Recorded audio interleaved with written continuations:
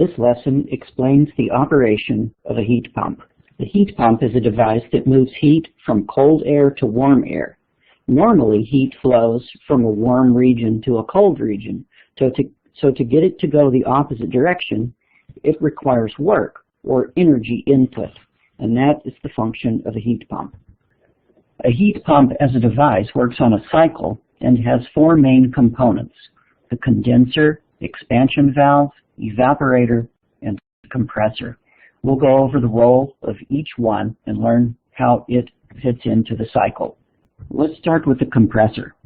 A compressor is a device that uses electrical energy to compress a fluid, usually a refrigerant gas that's especially made for working in a heat pump. It takes electrical energy input to operate the compressor, but when the liquid or refrigerant goes into the compressor, it will be compressed, and you may know from experience that when you compress a fluid, the temperature of that fluid will increase. So what happens is after the fluid goes through the compressor, it will be warm, and we can indicate that with kind of a red arrow here coming out of the compressor. So we have warm fluid coming out of the compressor. We then send that hot fluid inside the house where the condenser part of the heat pump is located.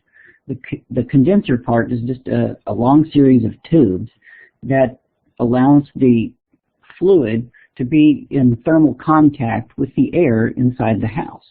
Now, since the air inside your house is not going to be as hot as the fluid coming out of the compressor, then the fluid coming from the compressor will lose some of its heat into the house.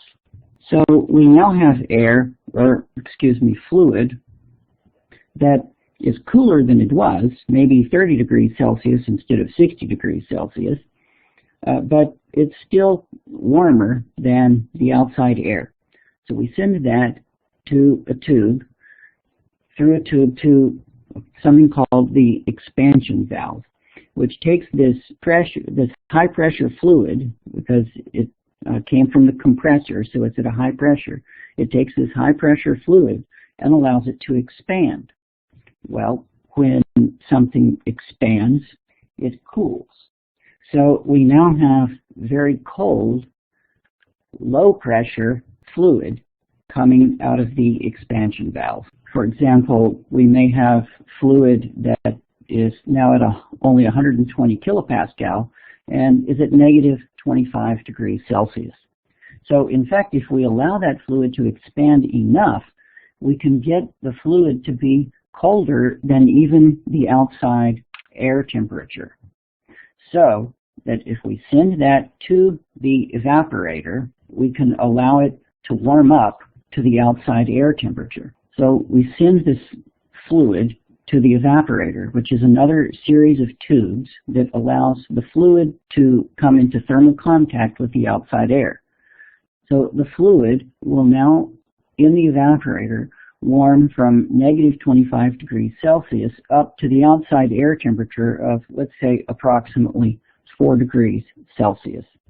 This, of course, means that heat has gone from the outside air to the fluid of our heat pump.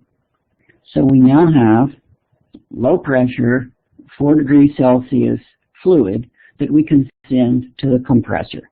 Then the cycle starts over again. The compressor takes electrical work, puts energy into the system to compress that air to a high pressure, the fluid to a high pressure and high temperature, and we can start the cycle over again.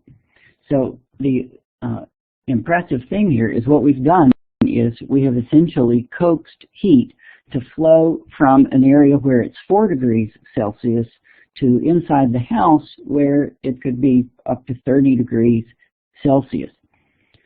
Now, we did have to put work into the system in order to do it, but we've gotten heat to flow from a cold area to a warm area.